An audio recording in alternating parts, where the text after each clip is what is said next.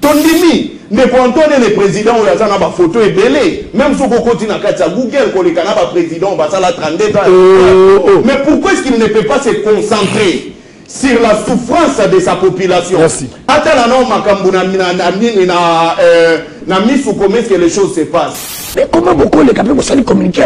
Mais c'est même si on s'en moute à Banga, ça lui prend. Et ça, la ministre, elle est bossant dans la raison, prison beaucoup.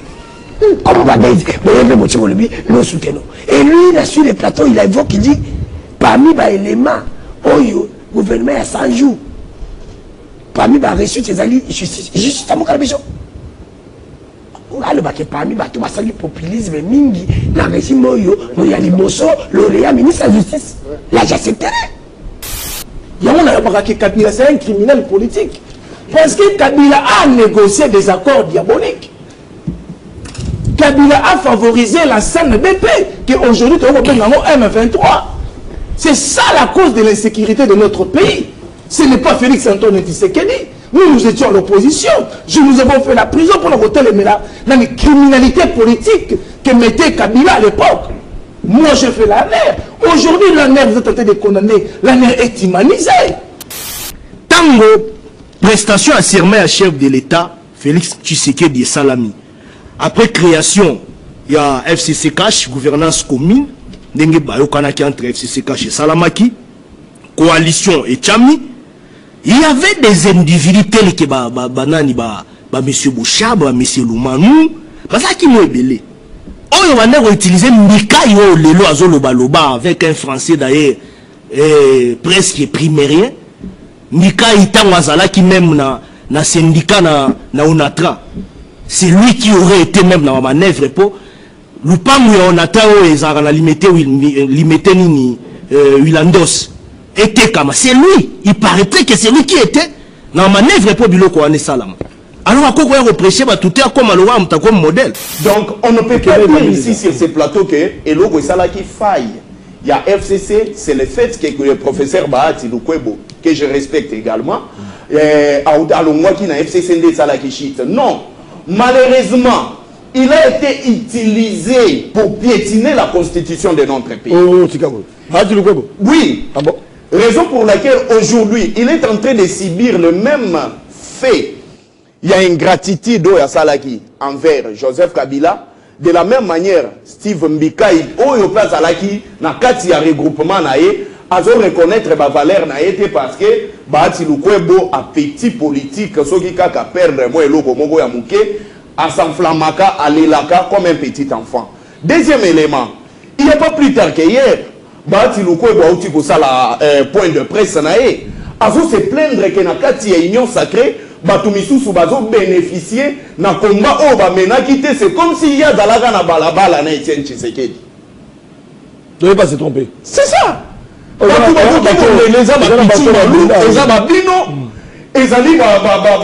Jean-Marc Kabunda Kaboun, ce n'est pas Bahati Lukwebo.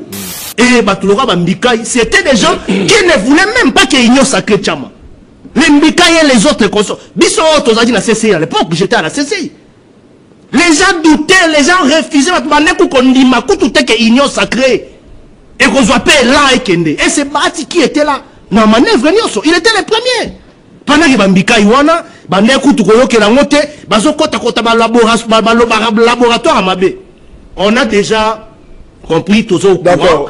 Voilà. Tata Mora Mande funda a payé 50 000 dollars américains pour retirer professeur Bahati Lukwebo. On est au courant. Et nous disons à M. Mbika de faire des attention.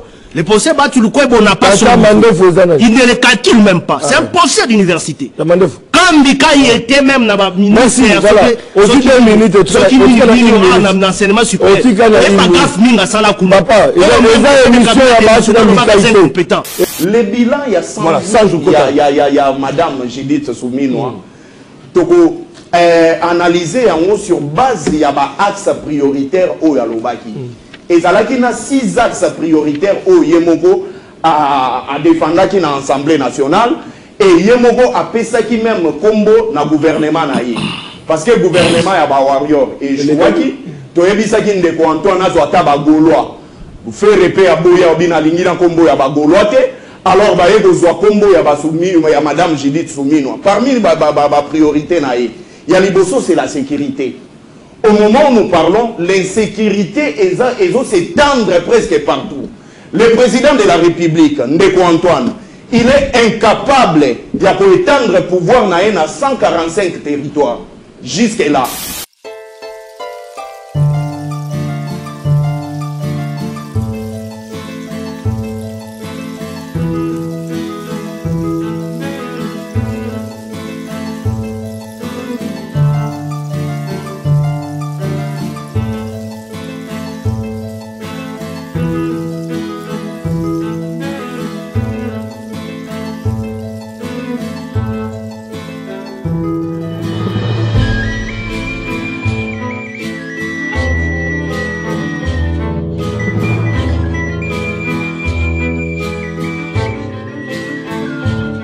Mbote na bandeko na ngai mbote na bakongomani bakongolais ba téléspectateurs bandeko bazalaka liboso etando na bango pona kolanda masolo ya mboka ezale sengo mingi po lisusu ete tuzokuta na mokolelo pona kosolola tokosolola na mai matali 100 jours ya gouvernement sumino auto bengi mbula matali sumino boyebete uta ebanda mosala kasi déjà bakokisi 100 jours tokomitu na gouvernement oyo eyaki pona ba mission ya kosilisa pasi pona koloba ete ya solo social bakongomani ezalaki malamu te bolandaki mokonzi mboka alobaki ete les erreurs du passé ekozonga te pe batalisaki ete ya solo mokonzi mboka azali na souci ya social ya bakongolais babengamaki gouvernement ya ba professionnel bandeko na pesi bilo mbote na mikili ya poto na pesi bilo mbote bisika bozwami na République démocratique du Congo na 26 provinces pe bandeko bakuna na biso à partir ya ba itando oyo bango bamesana kuna na biso tokoloba ete lelo oyo toyambi baimboka banani toyambi baimboka ya opposition toyambi baimboka ya union sacrée pe ba indépendant ensemble na bango tobeta masolo na ngambo ya loboko na ngai ya mobali tozali na mwana mboka Floribeya azali moko ya bandeko ya Asbel Kabila Forever azali cadre kuna pona koloba ete c'est un kabiliste na loboko na ngai ya mobali toyambi mwana mboka Danu Kefula journaliste d'investigation en provenance de Kindu de Maniema na cadre d'investigation to katoba akende ko sala nini pe sangonini amemeli biso pe analyse na na itali 100 jours ya gouvernement soumino na loboko na ngai ya mwasi tozali na bandeko union sacrée na personnalité ya union sacrée tozali bongo na mwana mboka maître Jacob Mbangi azali secrétaire général ya parti politique Ekolo toyambi Armand Mukulu azali moko ya ba communicateur na ngambo union sacrée pe toyambi maître Pichumalu azali porte-parole adjoint ya action commune pour la République ezali sengo mingi pona biso na bino bandeko balandi ya kobeta masolo ya mboka gouvernement de 100 jours ne nota koloba 100 jours ya gouvernement est-ce que il y a des signaux forts pour na koloba est-ce que batalisi penza ya solo etumba oyo ya kosi sa passe ya baimboka pe vision na bango pe programme na bango ndenge batalisa ki epa ya bakili mibeko batalisa ki pete bako créer plus de 600 000 emplois est-ce que ya solo ezali ko saleba na social réduction en train de vie na niveau d'institution réduction pe ya pasi na otani chômage ya baimboka ya ba jeunesse na kata mosala ambition ezalaki ebele kasi 100 jours na bango est-ce que ya solo gouvernement ezali ko pesa ba signaux pour na kolakisa ete eliki ezali tokei na ngambo ya union sacrée tokozwa mona mboka Armand Mukulu l'homme de sémantique parce que ye banalise zalaka toujours ndenge tolobaka toujours akomeka kosala belo analyse poto ba ya solo Félix Tshisekedi ya solo na gouvernement souminois bazali penza na population to pe bazali ba ini population maloba na 3 minutes. Merci beaucoup Ndeko Flavien. Je crois micro na ngezolo ba malamu. Très bien. Voilà. Parce qu'il faut la précision aux télé 50. Voilà, je tiens d'abord à saluer Bandeko Tona Bona Plateau, co-débatteur, na pesi ba mbote et puis je tiens à saluer aussi les présidents de la République. Voilà, nous commençons toujours par le chef de l'État, parce qu'il y a une autorité de référence. Il y a Bisso Baï, Union Sacrée. Na PCP, mais Ndeko Flavien a géré tant d'antennes. Je voudrais d'abord commencer par placer quelques mots à l'endroit de M. Mbikaï, parce que Namonie Mikolo, azo briller mini na moi campagne moko ya diabolisation, campagne moko ya koluka ko bebisa image ya le mina professeur Bahati Lukwebo o batutu ba ebi que c'est quelqu'un de valeur je vis Mbikai dire des choses sur une chaîne de télévision. On a autant peut-être comboté, mais il y a droit de réponse. C'était à Bossolo, la politique. Bon, je crois, que Israël a ouvert. Nous avons droit de réponse. Mais il faut en profiter de plateau parce que c'est une mission qui est ratée. Monsieur Mbikai aujourd'hui ne peut pas devenir un donneur de leçons. Azamotomo kwa ina moralité te oya koyikola kisa biso ba congolais topé ba yi politique ndeti biso to yebi. Soki bozongi na gouvernement Ilunkamba na gouvernement Chibala okomona ke ndeko Mbikai moto azalaki suppléante na ya liboso, c'était sa femme, son épouse. Et donc tant azolobela népotisme na professeur Bahati na ebité népotisme azolobela azolobela sur base ya ba élément nini. Parce que le loso tali même na kati ya gouvernement bato ba yi na gouvernement pour les comptes FDCA ba yi bandeko ya professeur Bahati te. So tal même na parti FDCA okomona ki même structuration ya ba responsabilité za géopolitique ils a respecté les CG de l'FDCA ayi mutu ya Sud Kivu te. Vous comprenez ayi mutabandundu. Et donc ndeko Mbikai tango prestation à serment à chef de l'État Félix Tshisekedi Salami. Après création, il y a FCC Cash, gouvernance commune, ndenge bayokanaki entre FCC Cash et Salamaki, coalition et Tchami. Il y avait des individus tels que monsieur Bouchab, monsieur Lumanou, parce qu'ils m'ont ébélé.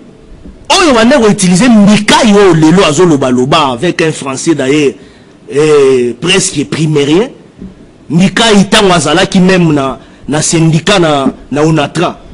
C'est lui qui aurait été même dans la manœuvre pour Lupangu ya Onatra ezara na limité nini Wilandos était comme c'est lui, il paraîtrait que c'est lui qui était dans la manœuvre pour biloko ane salam.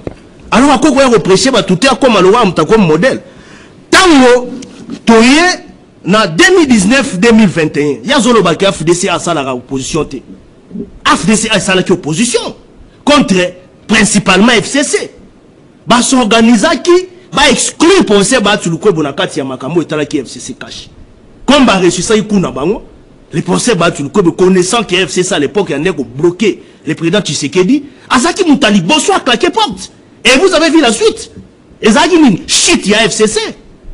Et après le président Tshisekedi a comprendre que les procès battre le kwebo avait raison. Et le procès battre était le seul et le premier. Oyo andima qui se sacrifié, andima mbele ya mokonza mboka po union sacrée chama. Et puis tu dis combien il a été important parce que union sacrée chama. Tu dis combien il s'est sacrifié. Tu dis combien il a misé même d'énergie, même moyens sur la kokoloba. Pour na ndenge tolobaka intérêt à population pour to mokonza mboka lungana ba kraka na zalaki na ngoa. Et batulora ba Mbikai, c'était des gens qui ne voulaient même pas que union sacrée chama. Les Mbikai et les autres consorts. Biso Tozadi na CCI à l'époque, j'étais à la CCI. Les gens doutaient, les gens refusaient. Que union sacrée. Et qu'on soit pas là et Kende. Et c'est Bati qui était là. Dans la manœuvre, il était le premier. Pendant que Mbikai wana, laboratoire à Mabé. On a déjà compris tous au d'accord, voilà. Tata Mora Mande funda a payé 50 000 dollars américains pour avoir retiré pour se battre le club au parc. On est au courant. Et nous disons à M. Mbikai de faire des attention. Les procès battu le club, on n'a pas son. Il ne le calcule même pas. C'est un procès d'université. Quand Mbikai était même dans la ministère, aussi 2 minutes, l'enseignement supérieur. Il n'y a pas gaffe minga sala kuma. Papa, il y a une émission à donc c'est non, non, on a précisé voilà, aussi 2 minutes. On accompagne 100 jours, 100 jours, peut pas souffrir 100 jours. Non, non, c'était une précision. Alors,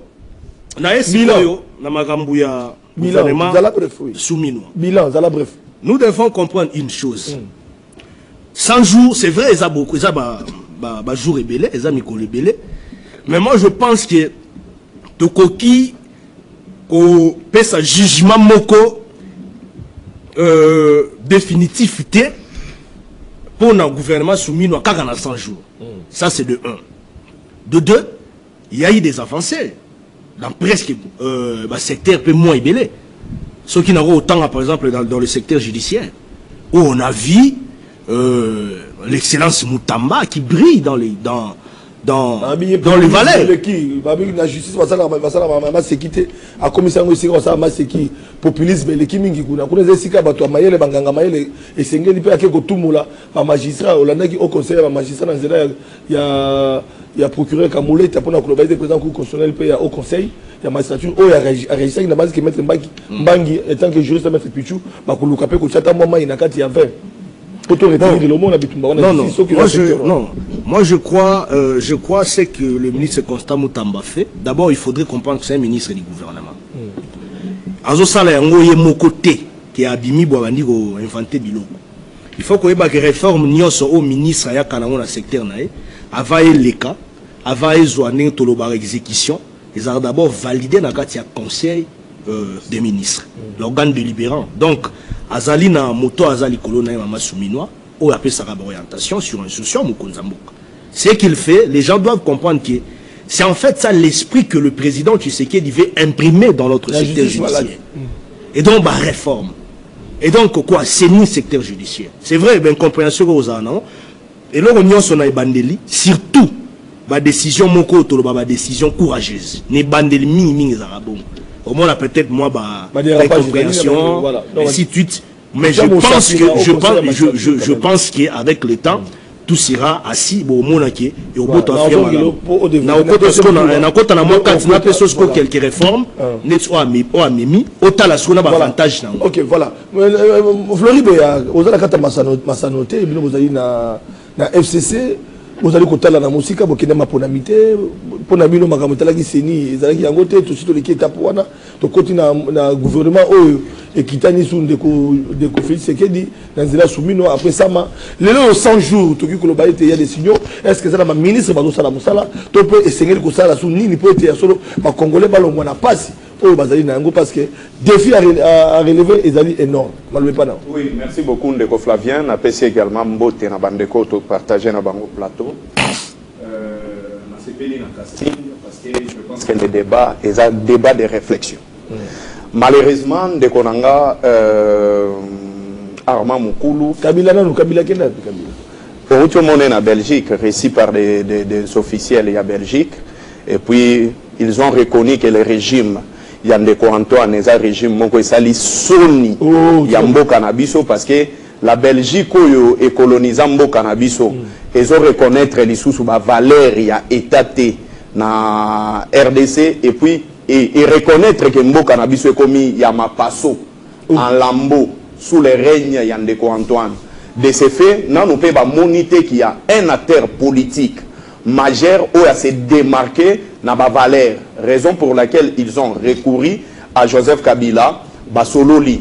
Certes, Makambo Basololi jusque-là, mais Balobi sorti médiatique, il y a Ndeko Kabila et Kolalisa, Bandeko Union Sacré Politique. Pour Balobi Kazananga. Bon, je n'entre pas. Et ça, l'abscisse, Ndeko Antoine Asalaki. Asalaki l'abscisse, il y a Joseph Kabila. Il y a Moutaza Simayananga, Nakoki pour tenir président de la République Barigerte, Naebi que prochainement il va arranger.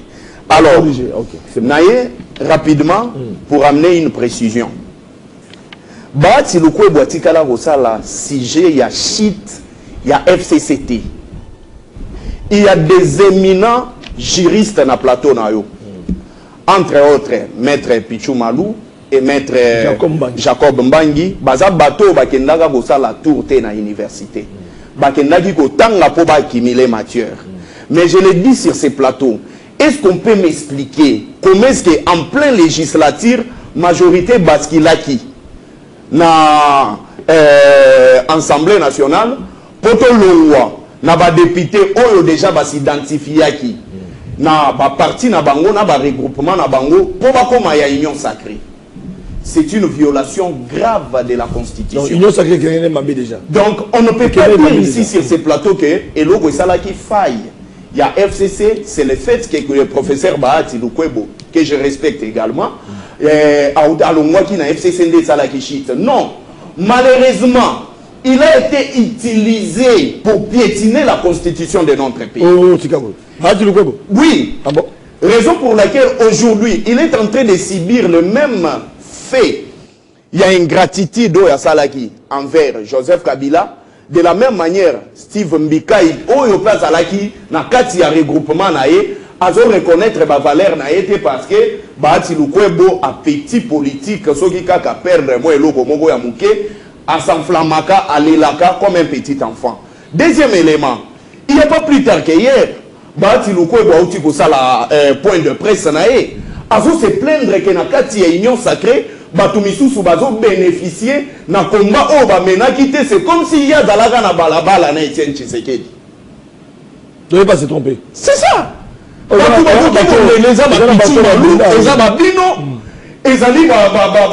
Jean-Marc Kabunda Kaboun, ce n'est pas Bahati Lukwebo.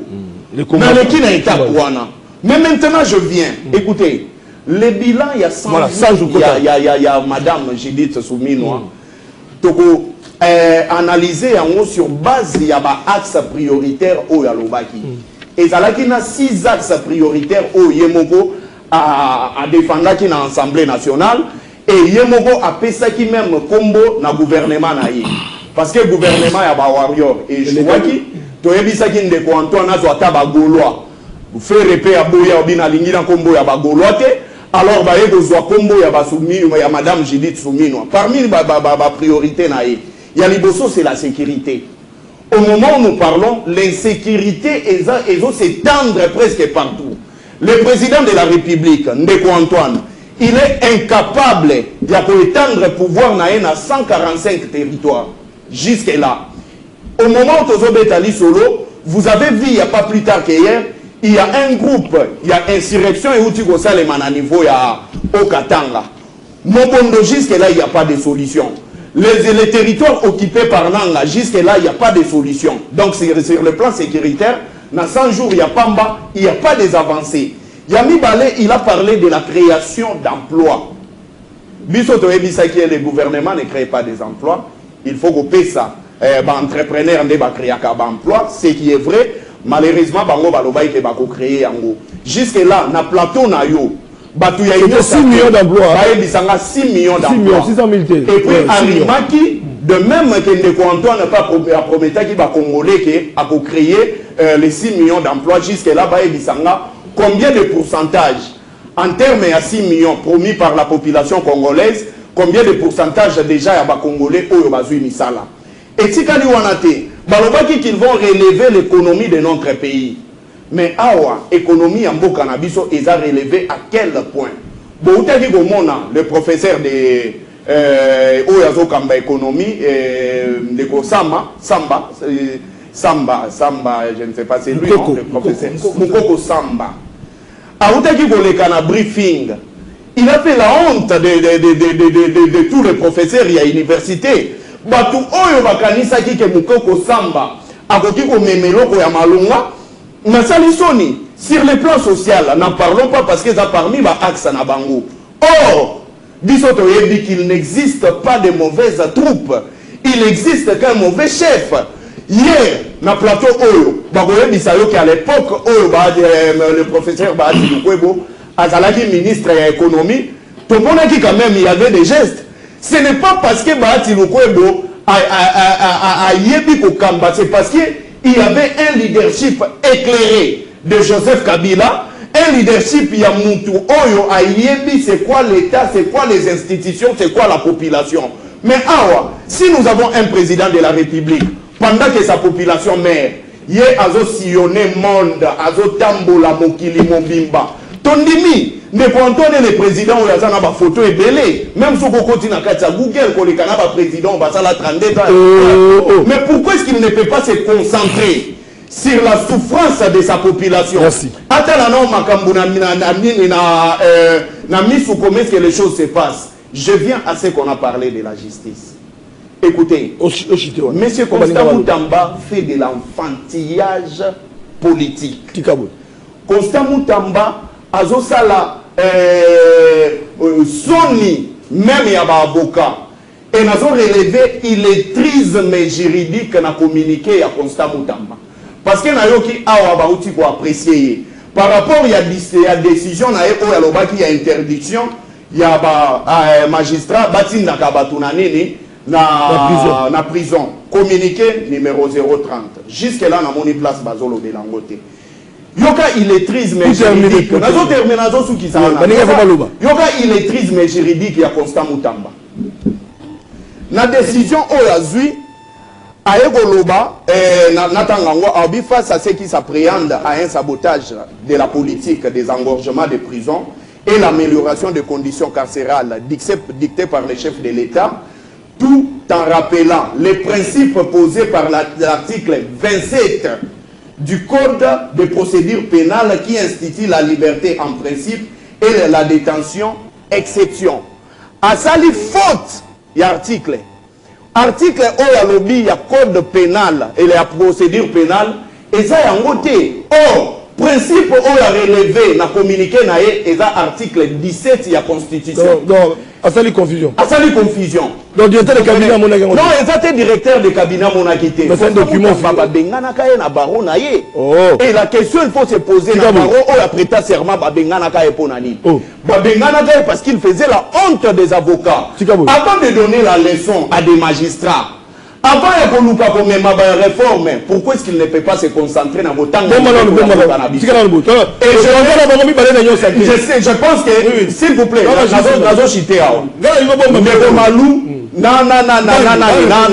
ne réfléchissez pas par procuration. Je vous reconnais de messieurs intelligents. Vous avez étudié, il s'agit de graves. Il y a domaine, peut-être pas la honte, il y a analysé le dossier sur le plan politique.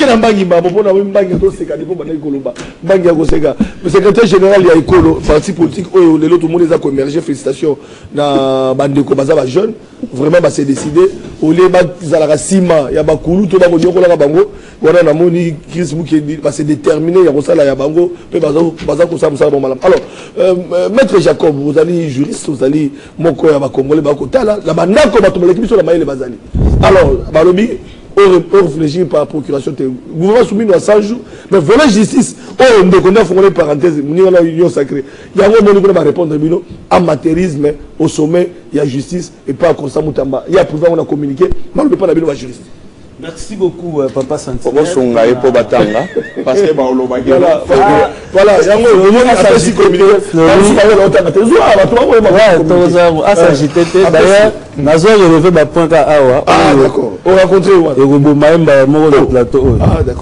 alors, Tika a présenté la civilité dans le président national, le président Chris Moukendi, où est actuellement en Belgique. Ah, d'accord. Pour une mission très spéciale dans le cadre de la partie écolo. En tout cas,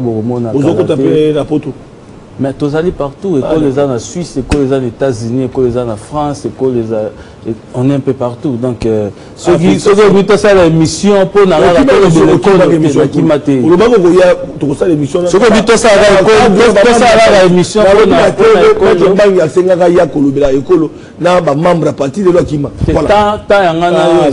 Surtout que présentement là, tous travailler, vous voyez dans la commission. Le président a mis en place, nous avons dirigé la commission. Donc, comprenez que faire de la politique ne veut pas dire passer à tout moment à la télévision. Toi, quand même, un journaliste, tu es toi, politique. Donc, il faut faire vraiment la part des choses. C'est qui est fou là. Et on comprend que chaque jour, les gars à la TV. Moi, je suis dans le politique. Donc, chaque jour, vraiment à la télévision, parce que il y a quand même. Non, non, tous les cas, je vous promets que Moussa, tout ça, dans la commission, c'est ici qu'on va passer. Na PC Bandegonango toujours partager plateau Mbote. Mais avant na zone Bandegonanga Floribea où il y a lobby Makambu. Awa. Si kana na loba quand même le moko au ezole kana ministère à finance. J'aurais appris parce que na loba on a conditionnel que na niveau ya ministère ya finance où quand même bon on a monsieur Doudou Famba au biso sotozo apprécié mais fort malheureusement situation moi les kawana tolingi to mona quand même explication biso ba kongomani to ça besoin to mona n'est-ce pas makambo za la clarifier ni kamango za nini toyokaki par les billets ya mopanzi sankane tio na ting télévision de Kolandri Makanda oya lobi bongo ke de mbongo pour na kosala entretien ya immeuble wana ya ministère à finance. Donc na lingala po bande ko ba comprendre ko kombola immeuble, n'est-ce pas, et zo bongo 1,600,000 te bandela bandelo les erreurs du passé tata mo kombola ministère ya finance.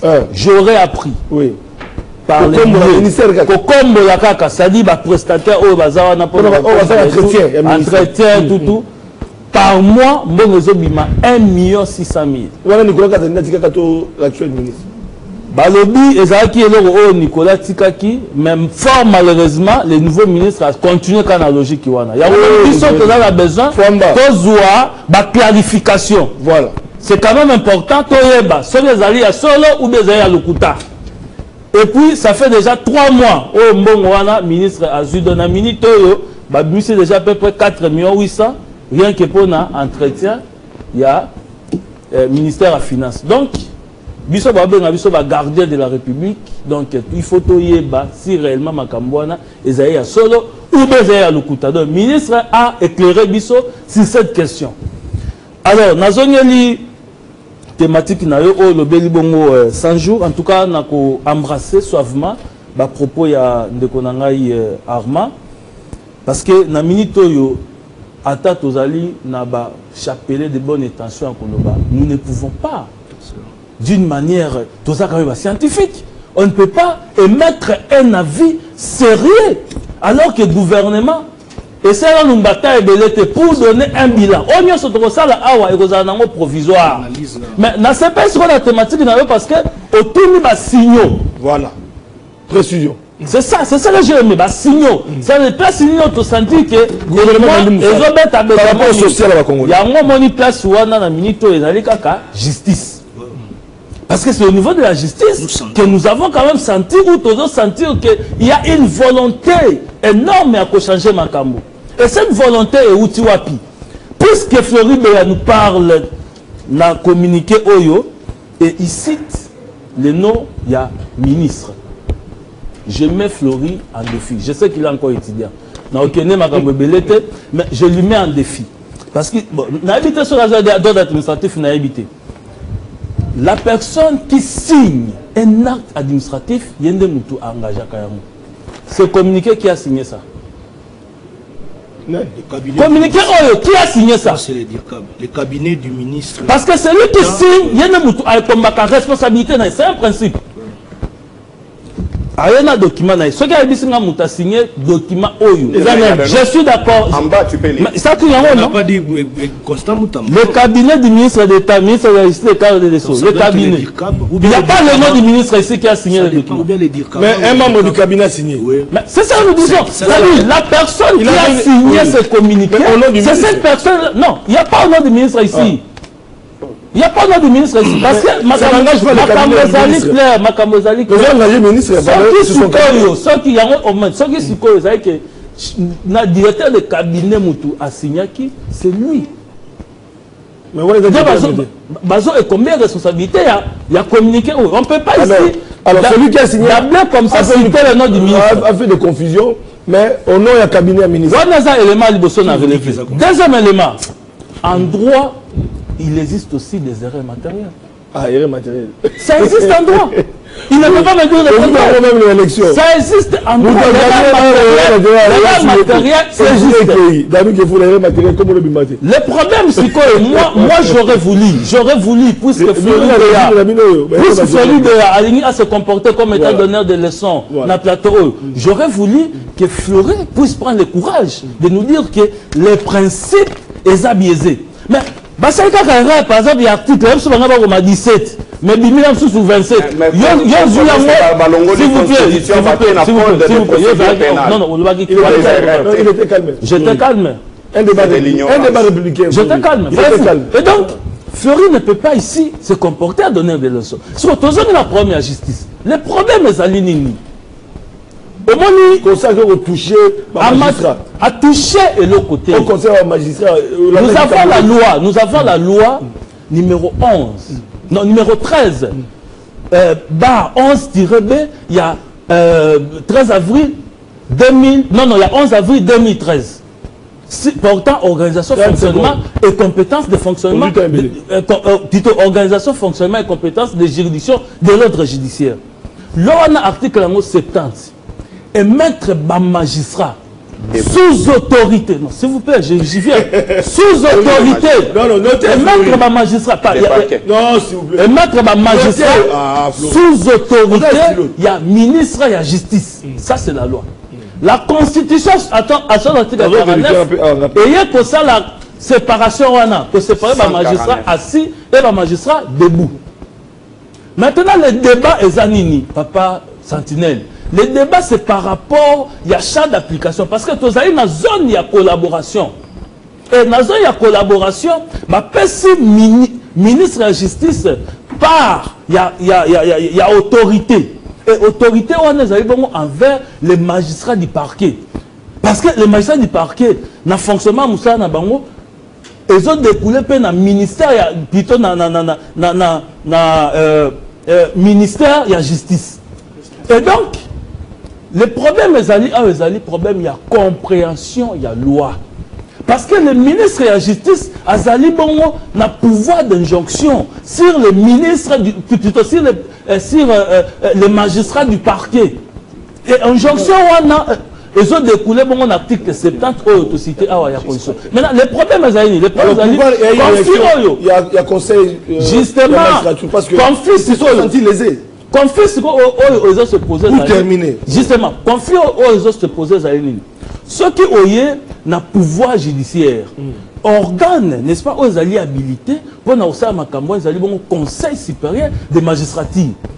Et puis de l'autre côté, ils ont un ministère de la justice, ils ont un côté exécutif. Maintenant, ils vont se sentir lésés parce que le ministre a une impulsion, a une politique, a une volonté, il y a qu'à faire changer ma campagne. C'est ce que le président dit. Nous sommes dans l'hypothèse où justice Nabiso est malade.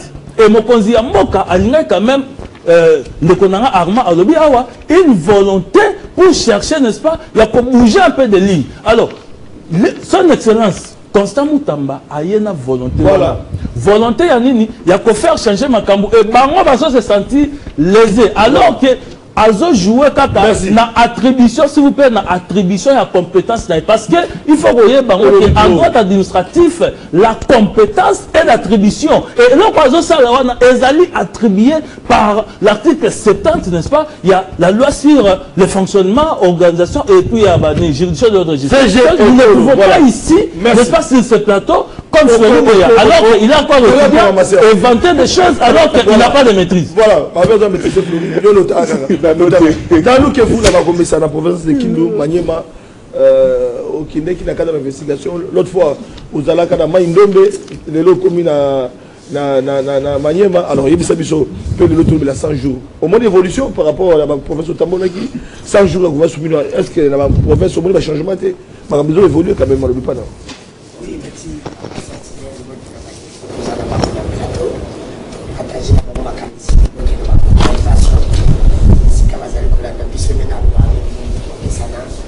C'est un régime de commissaire, il y a le Kouta, il y a la raison, il y a la bonne année, il y a le conflit, il y a l'amateurisme. Papa Sentinelle, le barananga, les seuls lignes qui journalistes ont zabalandaka. Les nazango le bas.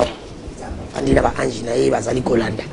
Parce que Bosso le Kobima. Mais si on a le banan, le problème, la Kouta est en pays partout. Ça n'a Congo Mobimba. Et ça, le problème, il y a quoi? Problème il y a courant parce que si la manière ma province manière ma courant parce que la ba kuna bazana problème il y a courant na mai. Oui, j'étais parti accompagner le sénateur Salomon Kabila et c'est le sénateur Oyo azana lisumu tena na Sénat. Un individu Oyo azimbongo na ye apesi na ba ingénieur pour basala étude. Il y a maille pour la province. Il y a pour la province. Donc l'État est démissionnaire. Papa Sentinelle. J'ai les vidéos dans mon téléphone. Ministre de l'Énergie, l'homme de l'eau qui s'occupe de la régie des eaux, on s'occupe de la SNEL, électricité. Démissionnaire.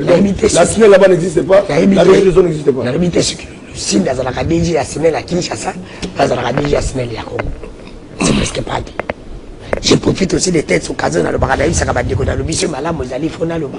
Sur ma base, dans la province, il y a un bravo quand même, la gouverneur. Dans mon a commandé 800 panneaux pour éclairer ma ville. Il y a mes nénés, la province à Maïnombe. Oui. Papa, Katia de Gélier, population. Condamné le bénéfice. La lobby n'a Maïnombe, tout ça, on a bravo quand même. Parce que le gouvernement Maïnombe a tout ça. Et puis, dans ça, on a dit, Banda quand même, au gouvernement, on a tout ça, madame. Moi, mais ça, quand même, ça va. Il y a madame. Ceux qui ont mis ce ministre, on a commis comme bloqué. On a retiré le longo là-bas. Parce que le gouvernement, ils ont un thème. On a aussi quand même, ça va. Fatibati Deringa dans nous le bas. On a moni. Ça, c'est ma province. On a la province, on a aussi caté. Bravo. Ah, ça, nous sommes malam. Na mono kendeko ya mkosoko zapi bandeko. Basala ka bateste na DGM. Recette ya Maïnombe. Direction la recette ya Maïnombe na DGM. Basala bateste pour ma compte. Bravo à toi. Félicitations. Bah, il y a un malam. Si vous avez un malam, moi, je vais te soutenir. Comme ça, vraiment, ça va. Voilà. Et j'ai une qui quand même, il y a que 3 mois en province à Maïnombe. Si tout notre entreprise à son défaut, comme ça, va bannir en bois. Là, il y a un projet malam pour la province. Je mérite très bien ma province. Et ça, il y a un malam pour le naufrage ici. Et là, de pêche. Non, non. Là, il y a un de Papa Sentinelle. Là, il dit non, ce boy quand même. Ce boy quand même n'est pas fatigué. Salam, malam. La malam, basalité. C'est la combo générale. Aujourd'hui, il y a un compte à l'intérieur de la c'est la boy générale qui a son kabuki. Les emplois m'avaient quand même à Zobunda dans le secteur. Aux UP, les sous j'ai la ligne, c'est ça qu'on dans le secteur. Tu peux bloquer sous 1 million de décembre à de l'équerre. Et carte d'identité, il fallait 1 milliard de ça. Félicitations, Gilles Linguet. Quand on a fait ça, on a tout la maximum minute, quand on continue. Merci. Mais ça n'a pas été sur ton combo. Non, mais tu vas constater Moutamba. Ah voilà, il nous connaît ça comme moi. Parmi les problèmes, on a un papa sentinelle. La coutume bandi comme on a un arabe, on a un attaque à combo. CG a appelé le président à l'école. La moni, c'est ce qui a il va mon daddy. Maintenant, nous avons dit la masse à la bisonani, comment il s'appelle Claude Ngoma. On écoute, nous avons battu ceux qui parti même qui a signé communiqué. Il a signé communiqué, moi a signé CG. Est-ce que mon daddy vient me qui je ne sais pas. La moni, avant mon coup, nous avons dit le lema. Aujourd'hui, il n'a pas un parti politique. La moni, il représente ce qui. Non, lui, il n'était pas là. Non, il devrait être major empêché. Papa Sentinelle. Manix Yenda. La moni va passer comme quoi dans une politique qui a évité Manix c'est Canada Gaston. Parce que vous l'anglais de ça ici. Papa Sentinelle va signer communiqué à Constant Moutamba, Batili Poisson. Constant Moutamba dans la poisson, mais la mitoni, Manix ça va juriste. Claude Ngo va juriste. Mais tu pas tu mal juriste. Lui aussi juriste. Pendant qu'on met la poison. Poison, ils ont la casse sur mon takou, fait venir la loi. Nous, les juriste, va coller la poison. Vous avez un mot qu'on utilise. Comment bien vous voyez, tu vas me beaucoup utiliser mon poison. Là, on a juriste. Mais tu peux dire, on va le bien. Mais comment beaucoup les capables de communiquer à mais c'est même si Constant Moutamba a dit poison. Et ça, le ministre, il bosse dans la raison poison. Comme on va dire, nous soutenons. Et lui, il a su les plateaux, il a évoqué, il dit, parmi les éléments, le gouvernement a 100 jours. Parmi les reçus, c'est Ali, justice à mon carabisson. Parmi les populisme, mingi, la régime, il y a les Bosso, l'Oréa, ministre de la Justice. Là, j'ai accepté. Papa Sentinelle, je vais vous dire une chose. Tout ça, la promo, il y a Maï. D'accord, si? On a vu la définition sur le salaire qui est continue, comme Kabila Kende, qui continue dans la présidence qui est changement. Tout le monde avait voulu que changement il y a. Tout le changement est, il y a Bissot. Moi je suis un homme. Je vois ce qui est visible. Tout ce qui est caché, réservé à Dieu. Donc pour la Bissot bâtiment, tu as la propriété de l'estage. Maï, Kanzela, transport, carburant, la garantie locative, des dollars. Est-ce que Maï Bissangani ne sait qui? C'est le simple. Au présent, simple, simple. Depuis qui s'est fait d'allier. Depuis il y a. Quand on a depuis il y a. Puis quand on a l'image, à résoudre des courants, à résoudre des dollars, à résoudre des dollars, les a commandés. Millions que les a commandés. Oh, c'est ça, ça. On va s'appeler, on va dire Papa Sentinelle, les lots. Parmi presque, millions que côté à ma benne, chambre de foi de Bélé, absence aussi. À poisson, ma benne dans ma chambre de foi. Absence aussi. Dans le même cambo la justice, dans le bakango a mis une fois Constant Moutamba à la dossier ya honorable Séverine Moliba Eli Ansel. On il faut l'embrasser Samba. Dans le bakango dossier on a très besoin de terminer la messe. conseil d'état basi bakata babike samba cause la député te kosa muta bayebi pour misa na misa na yi asuki na wapi abitonka asuki na wapi funda yesuka kosa mutamba funda kosa musamba ko asuka na mutamba musamba de nini kosa mutamba azaka kama mutamba bakabaka ndoko ezande c'est pour te dire que moi misala ama mukuru moi misala bongo zambalo moi misala asuki na wapi. On vient encore parler de la justice. Mais là, aujourd'hui, notre ami, il est journaliste, il est tombé victime. Jean-Marie Kassamba. Jean-Marie Kassamba, comme candidat président. Voilà, justice. Comme ça, président, il y a INPC national. Par le biais de la nationalité. Mais Jean-Marie Kassamba nous a dirigé pendant 2 ans. Et il est président provincial. Il nous a géré 2 mandats.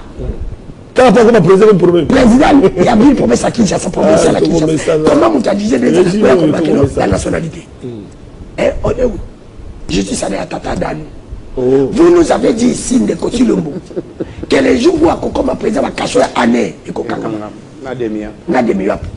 7 qui coulent à Ouchiwapi. Albi d'année, ça fait allumer la nature, Azap. Il y a mon corps, Manix, on dit que Batumsu n'a pas raté. Batumsu Manix, il m'a pas de place. A-t-il pas la justice? Manix, lui-même, tout le monde a attaqué victime de la justice. Ah, Batumsu m'a dit que comme le Bible. J'ai retiré ma barangaï, on a 5 ans de Manix. J'ai retiré Manix de la Canaraï. Oui.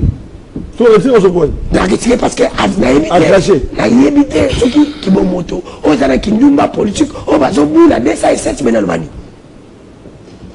J'ai retiré ça sur les plateaux. Non, après, moi, je que ça papa Santine, j'aimais quiconque a défi. Puis tu m'as dit que je suis souka à cause de Malouba. Après, je m'a répondu.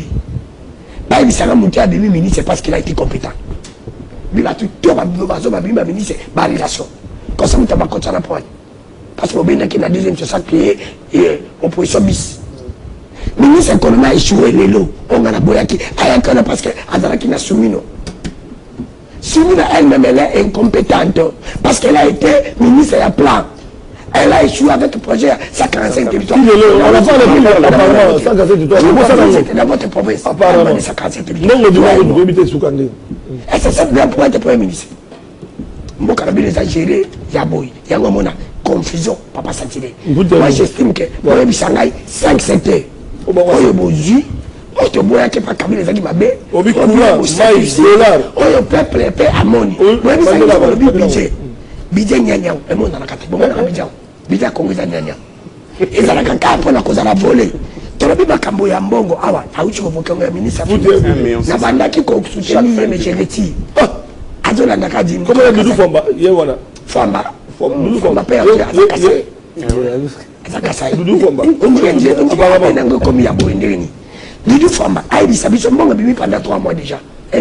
Immeuble à Gozaïa, Lola, on a ma femme. La finance, on a un boulevard. Pour la Costa la Cantre. La boulevard, bâtiment la finance. Entendez-vous, 1 million, papa. Il a dit à Kendekuna. Bitumana, c'est parce que nous avons besoin de Misolo pour soutenir l'armée et faire des services. Même c'est malade. Bon, quoi, pour nous, ça bâtiment, 1 million. En tout cas, papa Santine, vous bisa biso mbongo wana. Obike mbongo ngoya. Oyanga na moja komodia. Soki budget mati pour la ville za pobo yibaka. Alors tozo na biso na budget 4 milliards kabila. Oto bandeko. Pour budget la ville de paix comment 11 to mona raté. 12, 15, 14. Siko on va mettre le budget zo mata bilo zo yiba. Ko yibe zo mata. Ko yibe zo mata. Mais ce que tout kana kabila au moins va coopérer avec on a la réseau circuler. C'est to fingi kabila aussi. Ah les amis to mo kabila. Ndeko Chilombo a échoué lamentablement. Ndeko Chilombo pendant Sali na Kabila. Ndeko Chilombo. Mais vous de Ndeko Chilombo. J'avais fini maintenant ici. Je suis ici 30 secondes. Comme on a kaka. Bandeko Chilombo. Non, na bi bien, na bi. Jamais. Écoutez, Amam Kula parle, écoutez. Amam Kula parle que Batil Kobo a été meilleur dans le ministère de l'économie. À l'époque, Tata Dan comme président, Kabila comme président. C'est comme ça, si Batil avait reçu, alors Kabila a reçu. Justement. Alors, j'ai dit maintenant, pour la connaissance, que le loco bataille IDPS. Mais ça, je ne sais pas de IDPS. IDPS, beaucoup, c'est là, l'ingéti, beaucoup, c'est là, bâtiment, sur ma cambo, de faire la ville. De faire qui s'est dit pour montrer à Zolia Mbonga Mboka Zokanza Bakari comme on a eu Fifi Masuka. Fifi Masuka. Cette dame, je te dis, papa Sentinelle, le col à la zone de Bangoto, le col à l'autre qui t'attend quand tu connais le bail qui est Pacotica Dauphine. Cette dame peut profiter. Comment? Papa Sentinelle, Mbongo, ça t'est un boko. Cette dame, pas la ministre qui n'a pas député provincial, il y a Kindu.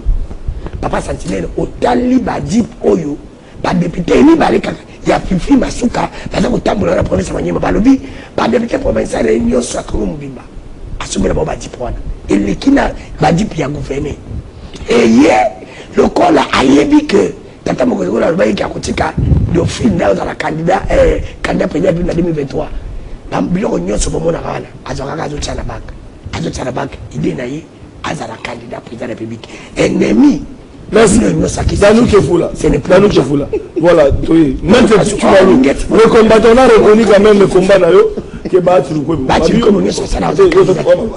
On a reconnu le combat des combattants. On a dit que au Bunda Magasi, même quand on a eu coordonnateur provincial à soutien Tshisekedi, à l'époque à Roger Lumbala, on a comme on a eu la Bitumbawana. On connaît les valeurs. Mais Babi, on a Bunda Bachaïté. Bon, on ne le met pas là. Merci beaucoup, Tata Sentinelle. Les combattants du peuple. Pourquoi? Parce que nous avons combattu ensemble avec vous. Bien sûr, quand on parle de l'armée, bien sûr, non, je salue quand même l'intelligence sur le plateau. Donc Casting mourra bien, ça prouve à suffisance que Marambeza Malam. Je vais directement saluer l'homme qu'il faut, du Congo, l'homme de valeur. C'est qui? C'est l'excellence Félix Antoine Tshisekedi, le chef de l'État, qui aujourd'hui a démocratisé notre pays, qui aujourd'hui a mis l'état des droits, la liberté d'expression. Voilà comment est-ce que les amis sont en train de parler librement, en sécurité, sans inquiétude aucune. Ça prouve à suffisance qu'il y a un changement. Ça fait partie déjà de Nabila, à Kangi. Tant que porte-parole adjoint, il y a un grand parti politique Action Commune pour la République, dirigé par les villageois de la République, aujourd'hui appelé par le chef de l'État, sa réserve stratégique, l'honorable Eliezer Tambwe. Deuxième année, Nabiso, vous avez dit qu'on préparait déjà Awa, invitation aux agents à plateau, et puis Bandeko Banso Bazali a appelé pourquoi le chef de l'État Azako Benga est capable sa réserve stratégique. Pourquoi? C'est sur base, il y a patriotisme. Parce que c'est la personne qui aujourd'hui est en train d'incarner, de mettre en place le patriotisme dans le système politique congolais. Parce que sans le patriotisme, il y a l'amour du pouvoir entre les uns et les autres, la haine exagérée dans nous. Pourquoi? Parce qu'en lui, c'est l'amour du pouvoir et non le pouvoir de l'amour que le capable Eliezer est en train de mettre en place. La Kangi. Yesikoyo, Tata Sentinelle, parce qu'il faut tous les émissions pédagogiques, 100 jours, maman souminois. Je pense seulement voler éducation. Donc, qu'est-ce qu'on a éducation? Mon frère, s'il vous plaît, la ministre, la ministre de l'éducation, que je salue la grande dame Malou. Mais aujourd'hui, nous sommes de parents tous ici. Donc, autant qu'il s'abana, n'a pas été le privé, topi à l'État. Mais nous, le père, tata mon côté, maman mon côté à l'élu, le cola, ma rentrée scolaire, il y a amené passé. Il y a mboulé les kaki. Pourquoi? Parce que maman a le bika qu'on a intérêt à peuple congolais, le peuple d'abord. Et école mon côté, était na obligation, ba uniforme et abana, yango pezali exécuté. École mon côté, et senga, par contre, il y a Minerval, ils en a privé, ton a public, il y a un peu sali. La grande dame Mineta, Madame Malou, ça fait partie quand même, il y a mon salaire à Malam, où il y a 100 jours, il y a Maman Souminois. Ne pas reconnaître ça, je peux vous donner l'exemple, comme le cours de la complexe scolaire Alma School, où ils ont dit, bon, on a Delvaux, une école de qualité, où ils ont dit, bon, on a enseigné anglais depuis maternelle, géré par la grande dame parfaite. Aujourd'hui, les parents bazongisi bana rentrée scolaire pe bateki na wenze. Au moins miko na yo, ba ya luka yo. Est-ce que moi, je vais te quitter? Non, pourquoi? Parce que va se retrouver à cause de la politique qui a malamou, la carte du ministère de l'éducation. C'est pas ça arrive.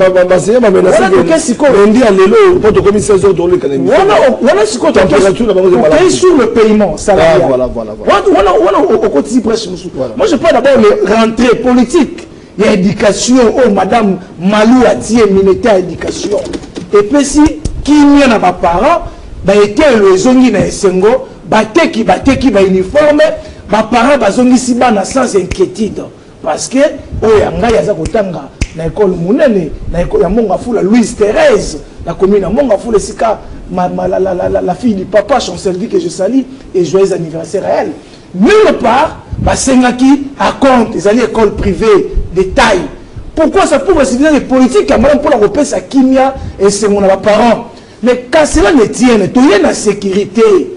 Parce que l'intelligence, madame Yandeko Flori, que je salue en lui quand même, Soki Kabila, Azala quand la battue a boyé. Tant que Moussou Kabila, Nassala Moussala Malam, à son époque. Mais on a aussi consolider l'intelligence. Pourquoi? Parce que mais aujourd'hui, la sécurité qu'il vient de connaître est en train de sanctionner ici. Mais je dois dire à mon frère Flori, mais les conséquences d'insécurité de notre pays, c'est Kabila. Kabila, c'est un criminel politique. Parce que Kabila a négocié des accords diaboliques. Kabila a favorisé la scène BP, qui aujourd'hui est en M23. C'est ça la cause de l'insécurité de notre pays. Ce n'est pas Félix Antoine Tshisekedi. Nous étions à l'opposition. Nous avons fait la prison pour voter dans les criminalités politiques que mettait Kabila à l'époque. Moi, j'ai fait la NER. Aujourd'hui, la NER, vous êtes en train de condamner. La NER est humanisée. Pour dire que oui, l'ongoli, la prison, sont fictifs. Oui, ANER, la cachon, sont fictifs, ANER n'existe plus. Mais là, moto, ANER, il dit que moto, ANER, la place telle, son molo pakala. Abini, la santé est normale. Mais quand on va mettre Pichou Malou, na kota ki, boloko ya ANER, ceux qui n'ont pas dit Kaza Karangai Awa, mais mon Congo n'a pas à Kopola. Madame, vous n'avez pas à Kopola. Il y a ANER. Et si quand on a soit torture sérieux pendant 6 mois. Mais qui sort de l'eau? Mamanix Yenda, donc cette qui coule aussi à ANER, bon, la santé est normale. Mais vous devez savoir que l'ANER a quand moto tena, a la moto mandaté. Les services d'intelligence n'arrêtent pas sur base de mandat. Ce n'est pas à vous, un intellectuel avéré. Fleury dira que moi je dois donner des leçons ici. Je me réserve. Je sais tant mon sous au bon qui m'a macané ici. Et on est bien bon, madame. Ça veut dire, ANER a quoi qu'à moto, à quoi moto, à salir banquette, tout le monde banquette, n'a pas qui des droits. Et pas juste le tirer, mais pour continuer, procédure normale. C'est ça qui s'est fait aujourd'hui, la justice. Si nous condamnons la justice aujourd'hui, c'est être de mauvaise foi, cher Danou. On est là qui est le théâtrisme au sein de la justice et de la continuelle. Mais aux autres, les emplois, n'est-ce pas pour attirer des investisseurs. Ce qui justice, la mission, c'est beauté. Et t'as mis la légalité. Que fait aujourd'hui l'excellence, le militaire Constant Moutamba, jeune comme toi, comme moi. Aujourd'hui, c'est l'honneur de la jeunesse congolaise, représenté par Constant Moutamba, qui est en train de relever notre justice. La nation est élevée, et la justice. C'est la justice qui élève la nation. Mais si la justice, si la diagnostic a été fait, que je salue le bravoure de son excellence, le chef de l'État, le magistrat suprême, mais puisque le diagnostic où on a nulle part, il a fait l'exception extraordinaire de dire tout haut qu'étant que magistrat suprême, la justice est malade. Ça veut dire quoi? Il est conscient, il fallait la remède. Qui c'est qui devait être fait? Non, remède dans vos amis, Constant Moutamba. Cette confusion, c'est par rapport à la mafia au sein de la justice. Les gouges,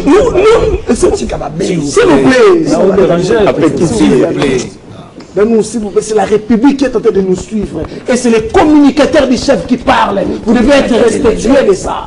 Vous comprenez? Alors, je suis de dire une chose encore. Si aujourd'hui, le pays est allé côté Mwama, mais comme nous disons Constant Moutamba, c'est vouloir réduire encore notre pays. C'est vouloir refuser que les investisseurs puissent venir au pays, enfin que l'emploi promis par la grande dame Maman Souminoua, les Congolais, pas mis ça là.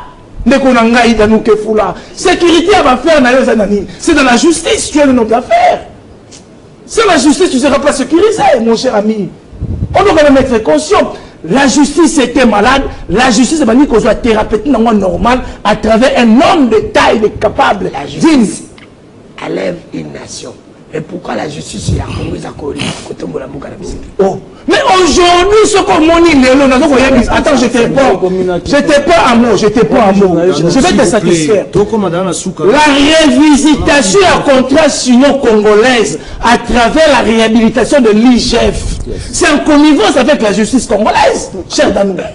Mais attention, tu ne comprends pas. Si aujourd'hui la nation chinoise se met en contrat État avec la République du Congo, c'est souvent de la crédibilité de notre justice.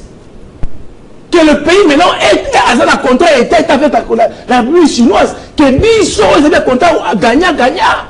Le peuple congolais bénéficier, c'est à travers la remontade de notre justice. Pourquoi? Parce qu'il y a quand même un homme d'État qui est sur place, qui est en train de faire que la vision du chef de l'État. On doit quand même être conscient. Aimons-nous vivants, aimons notre pays, c'est notre commun, chers compatriotes. Et acquittons et éradiquons à nous la haine. Moi ici aujourd'hui, je peux dire oui. Kabila a eu un problème parce qu'il y a eu des mauvaises collaborations. Lui-même avait décrié ça. Et ceci avait des bonnes collaborations. Kabila Azaki moto qui a tombé la mboka likolo. Mais le grand travail sur le plan social. Mais nous avons des problèmes sérieux. Ceux qui nous canalons de Salamaka, on ne devait pas parler Banzala. Mais aujourd'hui, si aujourd'hui la reconnaissance des détournements sur le fonds public de l'État, c'est à travers la bonne politique, il y a le chef de l'État. Est-ce que nous avons qui détourne le procès 100 jours. Qui pouvait, le directeur de cabinet en fonction jugée. Aujourd'hui, les membres de partis politiques sont condamnés à mort. Partis au pouvoir. C'est à cause la légalité maintenant aujourd'hui dans notre pays. Maintenant, attendez, s'il vous plaît.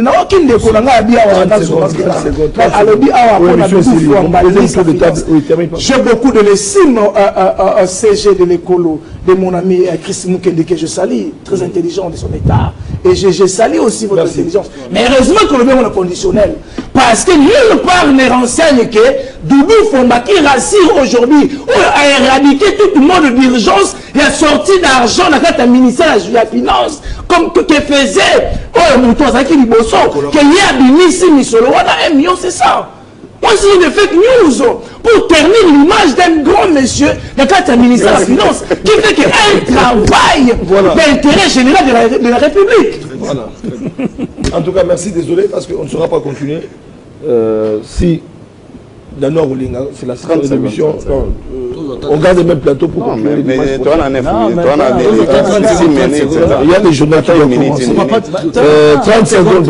Mais je respecte, tu dois payer ça. Mais tu dois payer ça. 30 secondes. On a les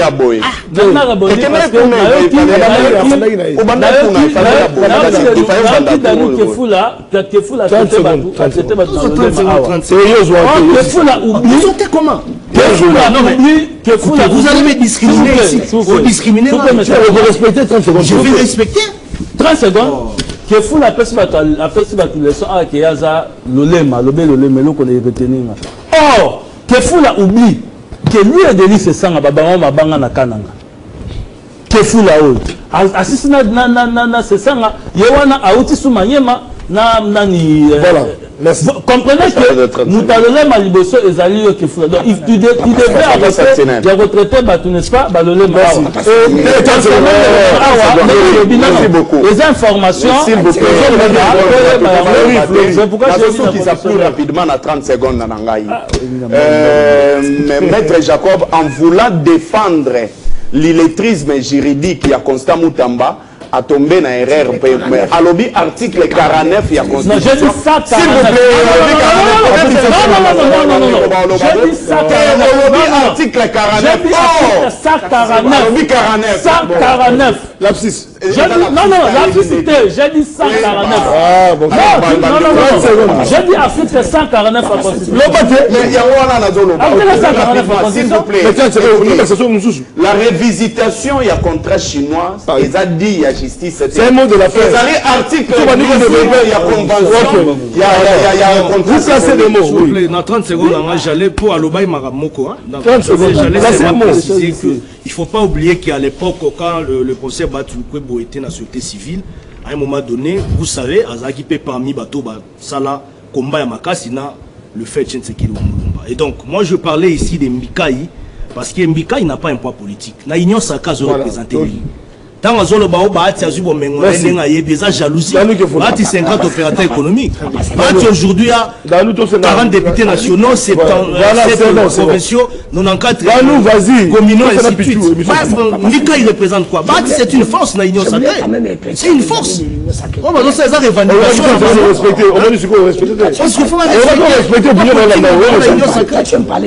Mais ils sont toujours là avec les chefs de l'État. Ils ont réitéré même.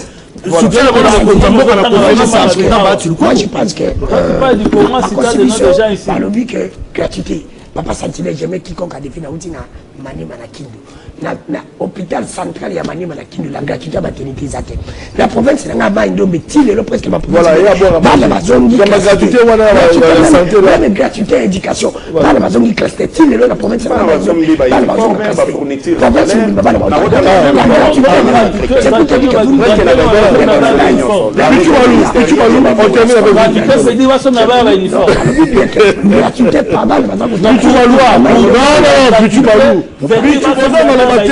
s'il vous plaît, c'est la fin de l'émission.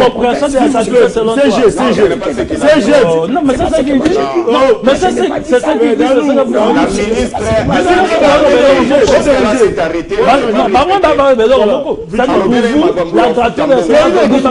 L'État a son uniforme. Non, on n'a pas dit ça. Merci beaucoup, Papa Sentinelle. Là, je conclue à chef de l'État. Excellence. Chef de l'État, ça c'est votre communicateur, Maître Pichumalo. Voici la proposition au Nathalie pour lutter contre les détournements. Aux alliés qui gangrené naba misala nyon surtout naba chantier sali ko salisa. Voici créer une coordination de suivi. Parce qu'à travers cette coordination de suivi et qu'on soit contrôle, parce que ceux qui souffrent naba projet lancé et ça suivi. Suivez ça. Merci. Créer une coordination de suivi comme vous avez relevé. Merci. Au Tomboli IGF, créer une coordination de suivi pour